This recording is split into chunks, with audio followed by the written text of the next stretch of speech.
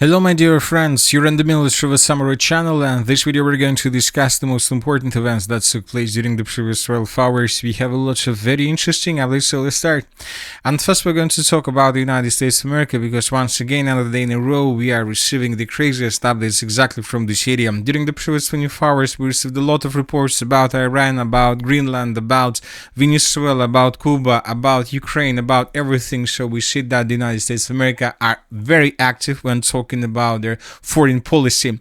As for Iran, during the previous night, we received the report that within the next 24 hours, a conflict can happen, can occur in the territory of this country, but yet nothing happens. And furthermore, we believe that nothing is going to happen until the United States of America finishes its redeployment of forces. First of all, they need aircraft carriers, and according to information we have, the United States of America doesn't have anyone here. The sources are saying that currently an aircraft carrier is moving from the South China Sea in the direction of Iran, so most likely it will take up to 7 or 8 days before the aircraft carrier will arrive, so which means that most likely we won't see anything during these days. Most likely only within 8 or 9 days something is going to happen. As for the Greenland, during the previous 24 hours, the President of the United States of America made lots of very interesting statements, and lots of very interesting pictures were published. This is probably the most important one. Here we can see that the Greenland is making a very difficult decision, either the United States of America or the alliance between Russia and China. So the President of States stated that I can't rely on Denmark being able to defend itself on its own. They talked about it. They even added an extra patrol, and they were serious about it. They deployed an additional dog sled, then another one, but that's not going to do the trick. Furthermore, we had a report that US military is ready to carry out Trump's orders regarding Greenland at any time. That was told, RIA Novosti was told by the US Department of War. The department added that the Pentagon has not yet made any decisions about changing the level of combat readiness of American forces on the island. But if you ask my opinion, I believe that the most important piece of news is not the statements and the things that were emphasized by the United States of America and the President of the United States of America, Donald Trump. The most important thing are coming from Greenland itself. During the previous 24 hours, we received a lot of reports that the European countries are going to increase their presence on the territory of Ireland. The governments of Greenland, that's Danish and other allied NATO military forces, will be increasing their presence in Greenland from today. So as of now, we're just talking about 2, 4, 5, 10 soldiers. For example, Norway is going to send just 2 soldiers. Germany is going to send just 10 soldiers. France is going to send maybe 5 soldiers. I don't know. So the European countries are sending forces, and obviously these forces are not able to do anything if the United States of America decide to change the situation. But this is not the most important thing. The most important thing is a legal precedent. This is the most important because it seems that this is for the first time when the European countries are increasing their presence, are increasing the number of forces altogether in this or that part of the world, so without the participation of the United States of America. So maybe this one is the first step towards the creation of a separate military alliance of the European countries without the United States of America. The coalition of willing and the European countries were talking a lot about, for example, deploying of their troops on the territory of Ukraine. The coalition of willing was willing to deploy 5,000 soldiers, 15,000 soldiers, 50,000 soldiers, but all those talks were just talks and were just letters on the paper without any, without anything that has anything common with the reality. And the deployment of troops on the territory of Greenland is the first legal precedent in European countries, and the next step and the next deployment of the forces would be bigger probably and much more powerful. This is a very important step when talking about European independence. As of now, this situation looks like very weak, but once again, this is the first step and this is a legal precedent. Now let's discuss the situation in Europe and let's talk about Ukraine. During the previous 12 hours, we received lots of very important updates.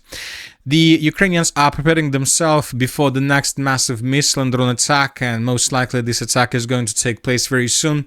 And today, pro-Ukrainian sources published this video, and when talking about this video, nothing special from the first sign, but if you go deeper and if you try to understand the details of this video, you will find and you will see that here we can see a Russian drone of Geraint type that was flying above the city of Kiev, and here we can see the moment when anti-drone drone of the armored forces of Ukraine destroyed this Geraint drone.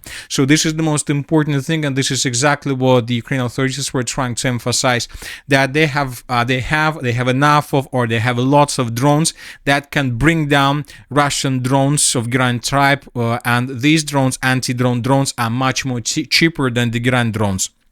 This is a very important video, and the Ukrainian authorities are trying to tell us that if the Russians are going to launch another massive missile and drone attack within the next days, the Ukrainians have something to show the Russians. So let's wait and see, of course, what is going to be next. But during the previous 12 hours, we received a report that the Russians began the preparation relocation of 295 MS strategic bombers from the Ukrainka air base to airfields closer to Ukraine has been detected. Russia might be preparing a new combined missile and drone strike within the next few days. Yesterday, Russian drones were actively conducting reconnaissance on targets in Kiev. The threat level for the capital and the region is elevated. So the Russians were flying above objects of energy infrastructure, trying to understand what the Ukrainians were able to repair, what the Ukrainians were able to relaunch. The Russians most likely managed to collect lots of updates, lots of information and pictures, and the Russians most likely know for sure what kind of targets they're going to attack within the next several days. So everybody is preparing for these strikes. Ukrainians most likely will try to show their new weapon, their anti-drone drones, and the Russians most likely will present us their modified Geraint drones. During the previous days, we received lots of reports that the Russians improved their Geraint drones significantly. They can now bring down aircrafts, helicopters, or other air vehicles that try to bring them down. So these Geraint drones are going to be well modified.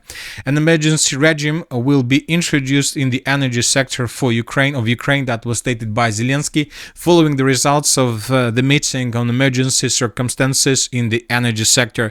So the Ukrainians are preparing themselves before this massive attack. So of course, let's wait and see what is going to be next, but something tells me that due to the situation that the next days, the worst temperature in Ukraine, the worst weather conditions are awaits for Ukraine, we believe that Russians will try to use these weather conditions to destroy completely the energy infrastructure of Ukraine, or at least to deal significant damage, with the purpose, of course, to force Ukraine to accept demands of the Russian Federation. Furthermore, Ukrainian authorities stated that Kiev's power station number 5 and power station number 6 will not operate at full capacity until at least the end of the season, said the Ukrainian energy expert Gennady Ryabetsev. He's saying this not because the Ukrainians are not able to operate these power stations at full capacity. They are not going to do this because they understand that Russians will continue bombing and attacking the energy infrastructure of Ukraine. So that is why it is not a safe and wise decision to operate them at full capacity. They will try to use them at the lower level capacity as possible. So let's wait and see. Now let's discuss the situation on the ground. And first, let's talk about the Zaporozhye direction, where the Russians during the previous 24 hours managed to improve their positions. We see that the Russian offensive operation in the Zaporozhye direction is gaining momentum. The Russians, first of all, are bombing and attacking the energy infrastructure in the city with the purpose to slow down the reinforcements and reserves that are heading towards the line of combat contact. And at the same time, the Russians continue their offensive operation. The group of forces Dnipro managed to improve their position significantly during the previous day. So, for example, this is the situation by the end of the 11th of January of 2026, and this is the moment, plus minus the moment, when the Russians launched their major offensive. And since that moment, we've been adjusting the map almost every single day. This is the end of the 12th of January. This is the end of the 13th of January. The Russians improved their positions to the southeast of Stepnogorsk. This is the end of the 14th of January, and this is the beginning of the 15th of January. During the previous 24 hours, 12 hours, hours, the Russians improved their positions around the settlement of Primorsk. We see that the Russians are trying to maintain the line and to create a very strong foothold right in front of the main defense belt of the armed forces of Ukraine to the south of the city of Zaporozhye. And the Russians continue their offensive operation in the area of the settlements of Magdalenovka, Novobaikovska, Zapasnaya, Yakovlevka, and of course the settlement of Pavlovka. So there are very heavy clashes, and we expect that within the next several days the Russians will, the Minister of Defense of the Russian Federation will confirm additional progress on the ground. At the same time, the Russians continue their offensive operation along the river of Gaichur, but this time the Russians are much more slower in comparison with the late December of 2025. The Russians are moving, but the progress on the ground is not so big as we used to see. During the previous 12 hours, the Russians, according to pro-Russian sources and neutral mappers, managed to improve their positions along the river of Gaichur, and the Russians, according to these mappers, managed to establish complete control over the settlement of Priluki, and the Russians answered to the settlement of Alexandra Konstantinovka from the south. So we see the final days and the final battles for the final battle for the river of Gaichul bridgehead on the Ukrainian side of the river. Furthermore, the Russians continue improving their positions to the south of the settlement of Gulyai-Polye. Another tree line was taken by the armed forces of the Russian Federation. Now we can say that the Russians managed to restore the logistics between the city of Gulyai-Polye, the settlement of Palogi, and the mainland. So now Russians most likely, after they secure this R85 road, most likely will intensify their offensive operation with the purpose to move faster and faster in the western direction. Now let's talk about the Konstantinovka direction. During the previous 12 hours, we have a video that was published by pro-Ukrainian sources. This is the video, and we discussed this video yesterday. Let's take a look at this video once again, and here we can see how a Ukrainian drone was attacking positions and forces of the armed forces of the Russian Federation to the south of the settlement of Bereztok. Based on this video, as we discussed during the previous video, we have adjusted the map. This is the situation by the end of the 14th of January, and this is the beginning of the 15th of January. We have colored everything to the south of the settlement of Bereztok, including the southern part of the Kleban-Butska water reservoir and the northern part as well. The Russians continue offensive operation, trying to get and accumulate as much as possible forces on the territory of the settlement of Ilinka and the western part of the city of Konstantinovka. Several mappers, including neutral mappers, increased a gray zone in this area as much as further in the northern direction.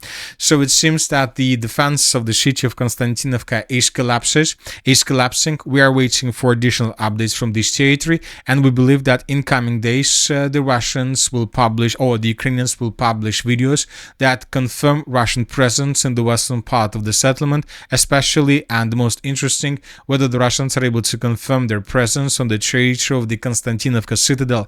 We are talking about the high-rise building area that is located in the western and the southwestern parts of the settlement. Now let's move further. As for the Slaviansk direction, during the previous 12 hours, small changes on the ground were recorded, and when talking about the situation in this area during the previous 3 days, huge changes were recorded. So this is the situation by the end of the 12th of January, this is the 13th of January, and this is the beginning, the end of the 14th, and this is the beginning of the 15th of January. The Russians improved their positions significantly in the southern part of Nikiforovka, and more sources are saying that the battles are taking place on the territory of the settlement itself. Furthermore, the Russians continue offensive operation in the fields, trying to get as close as possible the settlement of Raya Alexandrovka, and the Russians continue offensive operation further in the western direction from the city of Siversk. As of now, as you can see, there are lots of empty spaces, lots of fields, fortifications, trenches, tree lines, fields, and so on, and not so many villages in this direction. So that's why it will take time before the Russians are able to secure these fields, and before the Russians are able to answer, let's say, more or less a big settlement in this direction. We are talking about the village of Raya Alexandrovka. As for the Liman direction, during the previous 12 hours, the most important video is coming from the area of the settlement by the name of Mayaki.